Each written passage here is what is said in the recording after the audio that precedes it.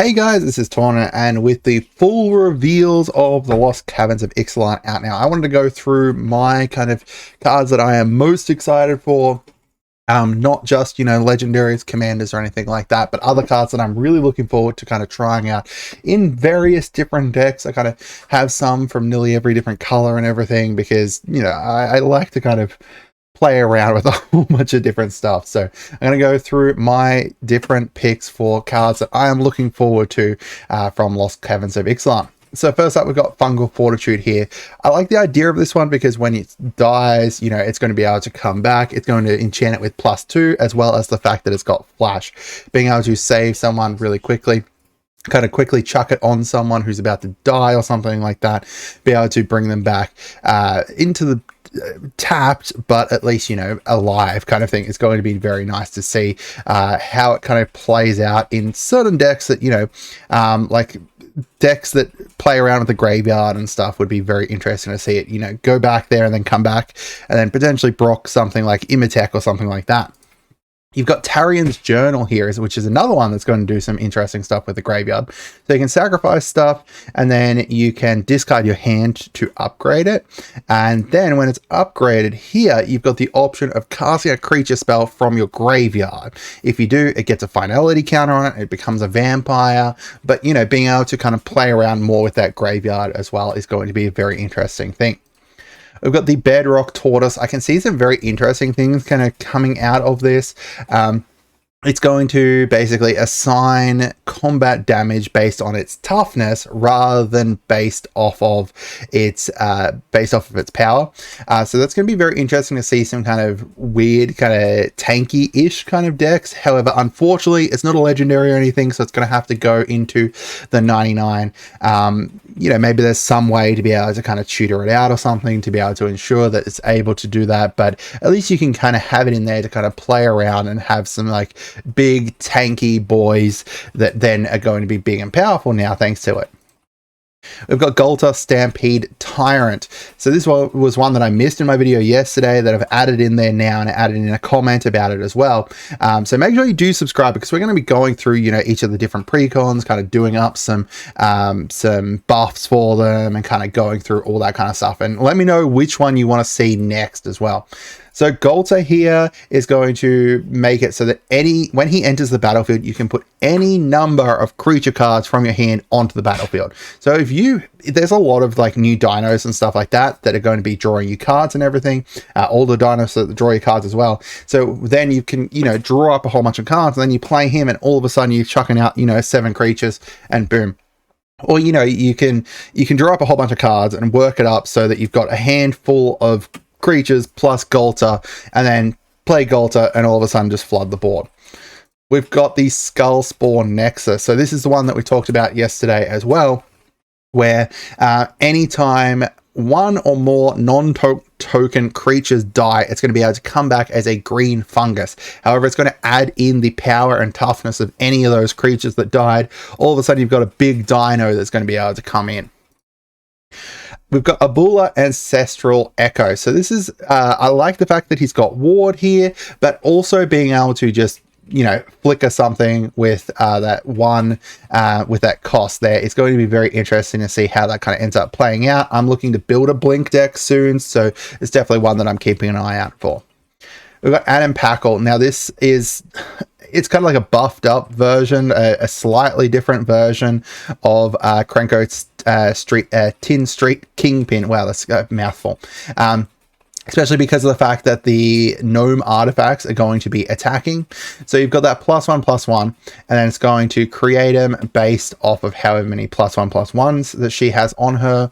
So with my Karlach deck, she's going to be able to do this twice. So, turn 1, she's going to have +1/+1, so she's going to create 1, and then, because she gets to attack again, she's then going to create another 2, and then just slowly kind of ramp it up. So it's slightly different to Krenko because Krenko is based off whatever his power is, and then, creates goblins based on that, while Adam base it off of however many +1/+1s she has. However, the artifact golems that she creates are tapped and attacking. So, you get some more instant power out there rather than Krenko, which the goblins aren't attacking when he comes out. We've got Sovereign Okenek, so this is one that we've talked about earlier as well. Not only does he have Ward 2, which is really, really nice, but whenever he attacks, he's going to be able to turn any, you know, temporary buffs into +1/+1 counters, as well as double any +1/+1 counters that are on it. So say you've got, you know, a 6/6 that used to be a 3/3, that's 3 difference there. You're going to add in another +3, you know, +1/+1 tokens onto him, which is going to be crazy. We've got Roaming Throne, which we've talked about before as well, being able to choose that creature type, be able to double any triggered abilities from that creature type. So, you know, you can double your dragons, your dinosaurs, any of your merfolk, any of that kind of stuff. You're able to double those triggers, which is going to make it insane in basically any kind of tribal deck. Even outside of tribal decks, even if you've just got your commander here that's got a really powerful triggered ability, you're then going to be able to double that. And, you know, if you've got something else that kind of shares a creature type with it, all great. If not, you know, you've still got that power there. We've got the Millennium Calendar here. This is one that I just want to play for memes. This is just such a meme card that looks really interesting.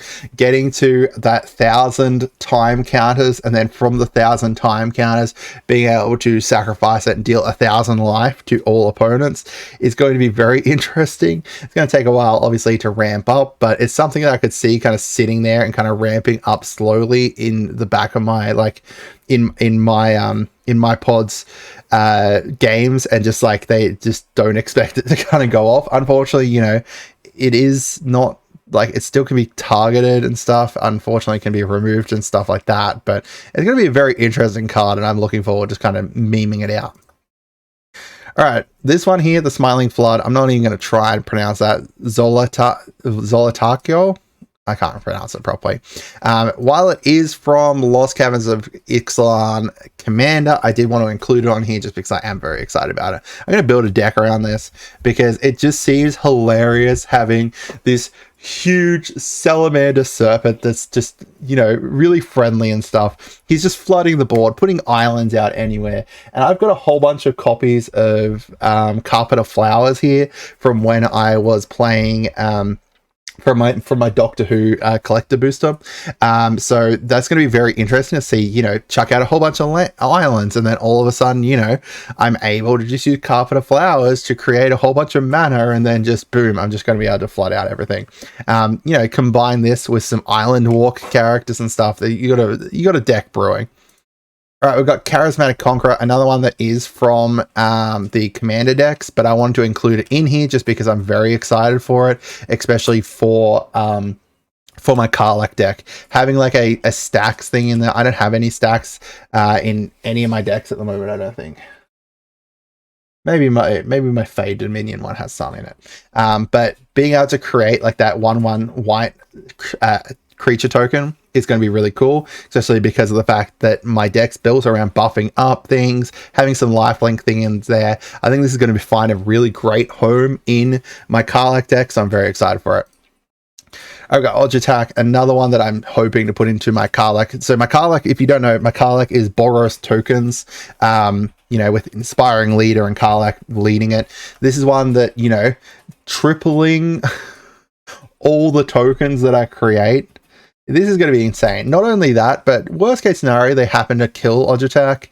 It's just going to transform, become a land, and then I'm going to be able to transform it back. Activate only if you attacked with 3 or more creatures this turn. I attack with way more than that every turn, so that's going to be really cool. I'm very excited for that one. And then another one, Odge Axonal. I'm very excited for this one as well, because I'm going to build some kind of like pinging deck, like this built around like red pings and then buffing him up. So then I get to the point that, you know, I've got like a lightning bolt that's dealing 20 damage or something. And then again, worst case scenario, he dies, he's just going to transform, and then I can transform him back by dealing 4 or more non-combat damage, which is really nice. I'm very excited for that one. All right, got Malcolm, Alluring Scoundrel. This one is very interesting because you slowly build it up with the chorus counters, so you get to, you know, 4 chorus counters, and then once you get to 4 or more, then you may cast the discard a card. So when you attack with him and deal combat damage to a player, you're going to draw a card and then discard a card. once you get to the point that, you know, you've got the 4 chorus counters on him, then you're going to discard that card, and then you can play that without paying its mana cost, which is really, really crazy. I'm really excited for that one. And then the final one here is Bringer of the Last Gift. This one looks like a very interesting board wipe. So it's going to board wipe, and each player is going to sacrifice all creatures they control. Then each player returns all creature cards from their graveyard that weren't put there this way into the battlefield. So if you go through and you're milling through your deck, and all of a sudden, you know, you've milled through everything, then you play this because, you know, they board wiped you last turn or whatever.